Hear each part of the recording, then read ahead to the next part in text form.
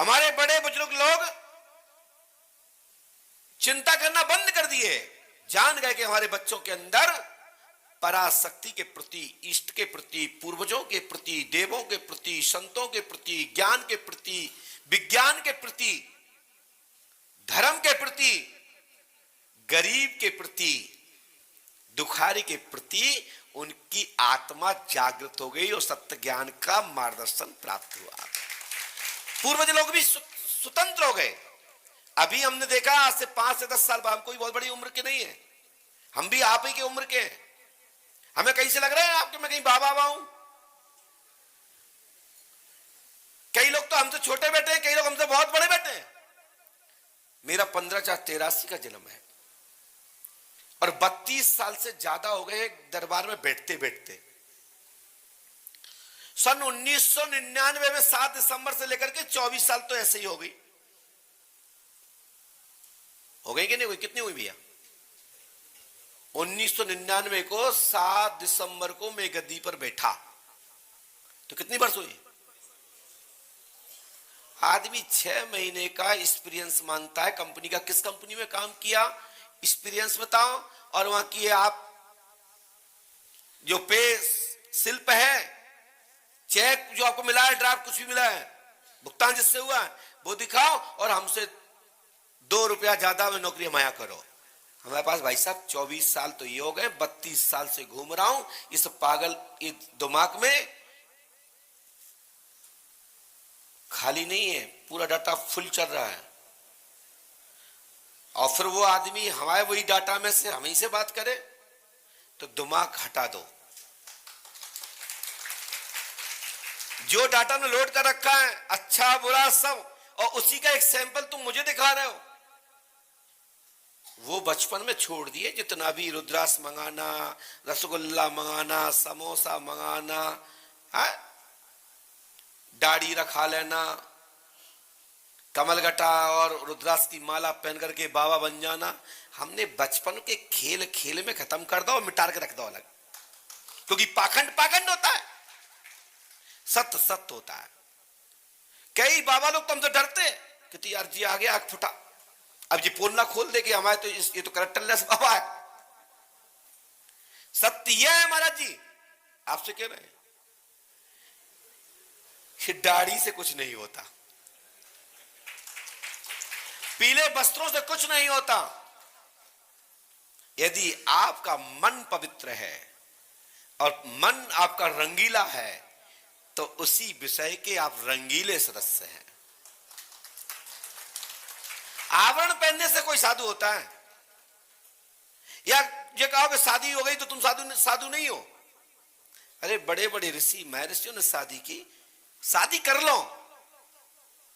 यदि प्यार हो गया तो शादी कर लो, लेकिन ऐसा मत करो जिससे साधु संतों का नाम खराब ना हो। मैं साधु संतों के चरणों की रज हमारी परिवार पर प्राप्त है। ये दास सदा सदा भारत की भूमि के वो तीर्थों के चलने फिरने वाले, भ्रमण करने वाले तपी योगी साधुओं के चरणों के रज का ऋणी रहेगा।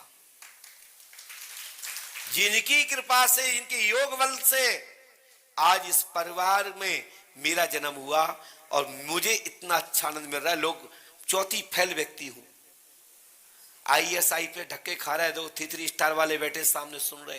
ये हमारा सौभाग्य है कि ये हमारे पूज्य गुरुदेव की कृपा और साधु संतों का आशीर्वाद, लोग मेरी एक एक बात को मानते हैं, हमारे अनुसार चलते हैं।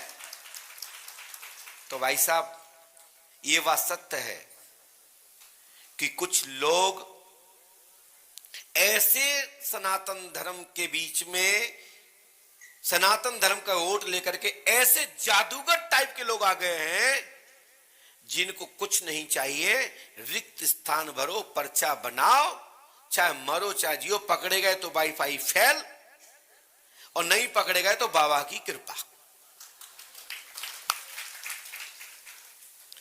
तो भाई साहब ऐसा मत करो।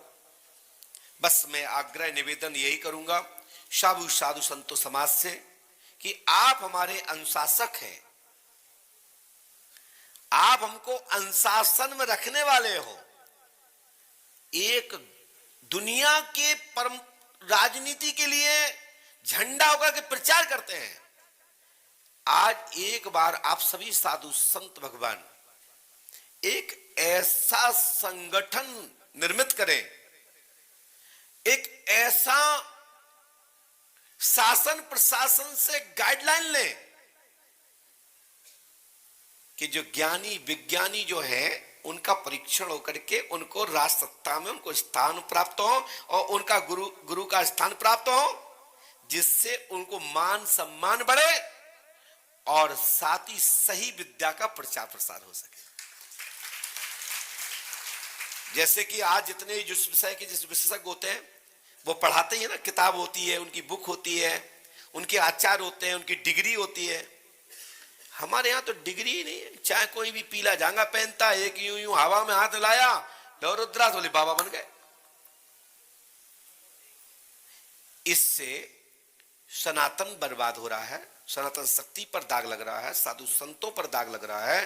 तो साधु संतों से चरणों में हमारी प्रार्थना है कि दुनिया के लिए अपन मांग करते हैं, एक बार इस पर ऐसा संगठन हो जो उनकी परीक्षण करे, जांच करे, विद्या हो तो उनको सम्मान करे, अन्यथा उनको नंगा करके भगा दिया जाए, कह दिया जाए ये फ्रॉड व्यक्ति है। और उसकी ट्रिक यूट्यूब पर, आजकल तो सोशल मीडिया का जमाना है, उसकी ट्रिक जो भी है वो वीडियो बना करके यूट्यूब पर डाल दिया जाए, जिससे उससे कोई, उस ट्रिक से कोई लुटे नहीं, पिटे नहीं, बर्बाद ना हो और उसका आत्मविश्वास खत्म ना हो, उसकी पराशक्ति पर विश्वास खत्म ना हो। बस मैं आप लोगों से यही निवेदन, यही प्रार्थना करूंगा, पितृपक्ष में पुनः अपने सभी पूर्वजों, भारत सनातनी भूमियों के सभी परिजनों के जिन्होंने अपने अपने पूर्वजों को जलपान दिया है, मैं ईश्वर से प्रार्थना करता हूं वे सबके ऊपर कृपा करें, कल्याण करें, और मैं उनको पुष्पांजलि देकर के उनको विदा करते हैं। अपने लोक में जहां पर भी हैं आनंद पूर्वक परमात्मा का चिंतन करें, ईश्वर का भजन करें, जिससे आपकी 84 लाख योनि से भाव छुटकारा प्राप्त हो।